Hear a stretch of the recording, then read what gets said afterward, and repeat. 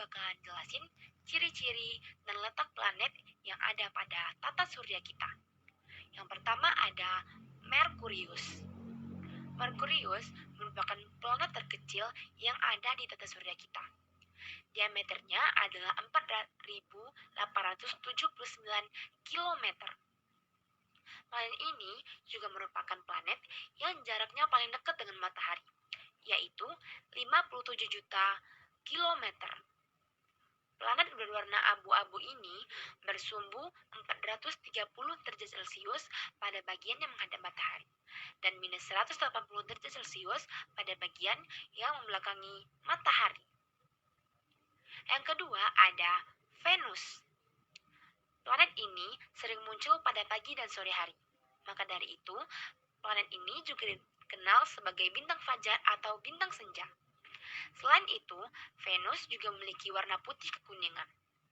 Planet ini berjarak 108 juta kilometer dari matahari dan memiliki diameter sebesar 652.000 kilometer. Nah, planet selanjutnya adalah planet tempat kita tinggal, yaitu Bumi. Jarak dari Bumi ke matahari adalah 149,6 juta kilometer. Warna planet kesayangan kita ini adalah biru kehijauan. Bumi merupakan satu-satunya planet yang bisa dihuni oleh makhluk hidup, karena Bumi terdiri dari 70% air dan 30% daratan. Sehingga Bumi memiliki cukup air untuk memenuhi kebutuhan hidup. Selain itu, Bumi juga memiliki atmosfer yang mengandung banyak oksigen. Itulah kenapa kita makhluk hidup bisa tinggal di Bumi. Selanjutnya adalah planet Mars.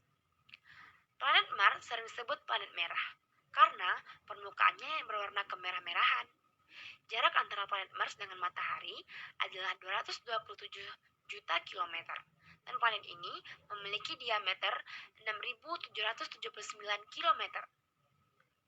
Planet selanjutnya adalah planet terbesar yang ada di tata surya kita, yaitu Jupiter. Diameter planet ini adalah sekitar 139.820 km. Jarak antara planet Jupiter dengan matahari adalah sejauh 778,55 juta kilometer. Nah, kalau warna planet ini kelihatan kayak berlapis-lapis gitu.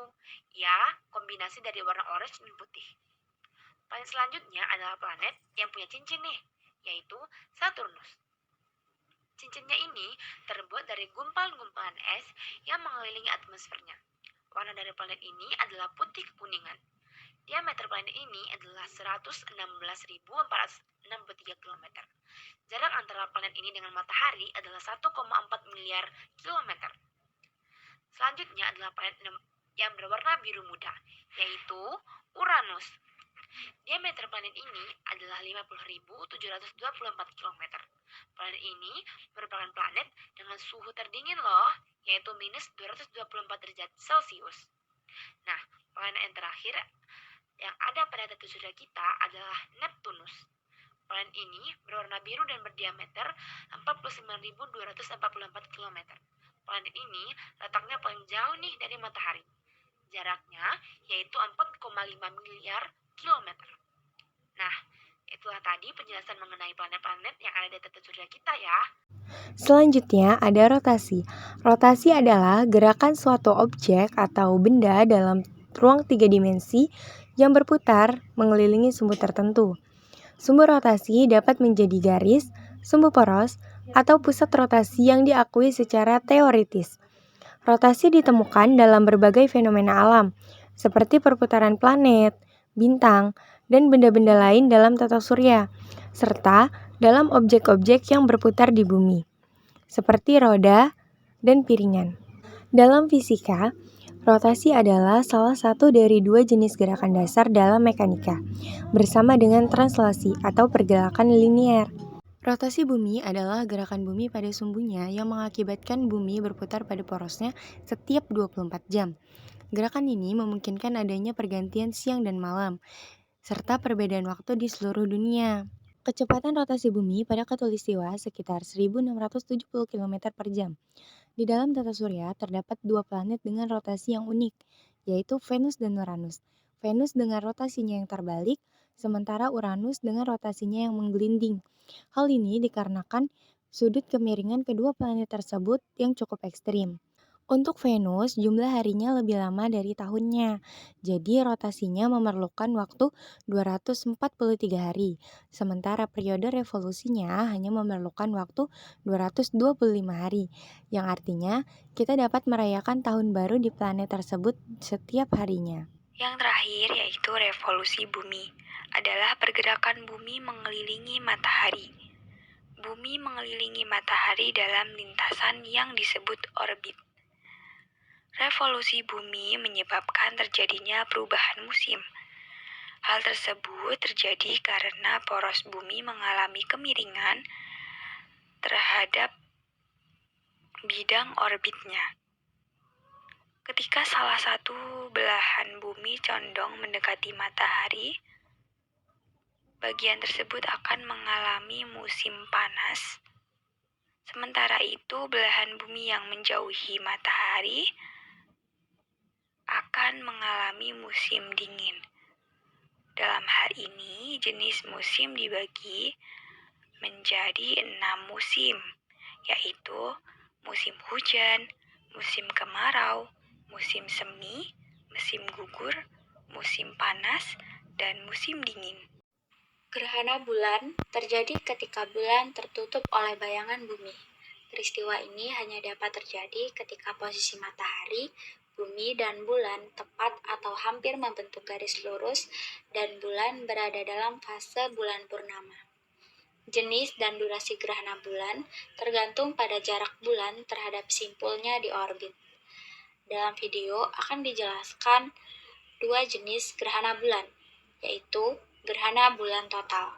Gerhana bulan total terjadi ketika seluruh bayangan umbra bumi jatuh menutupi bulan, sehingga matahari, bumi, dan bulan berada tepat di satu garis yang sama. Jenis yang kedua adalah gerhana bulan sebagian. Gerhana bulan sebagian disebut juga sebagai gerhana bulan parsial. Gerhana bulan sebagian terjadi ketika bumi tidak seluruhnya menghalangi bulan dari sinar matahari. Sebagian permukaan bulan berada di daerah penumbra, sehingga masih ada sebagian sinar matahari yang sampai ke permukaan bulan. Replika gerhana matahari.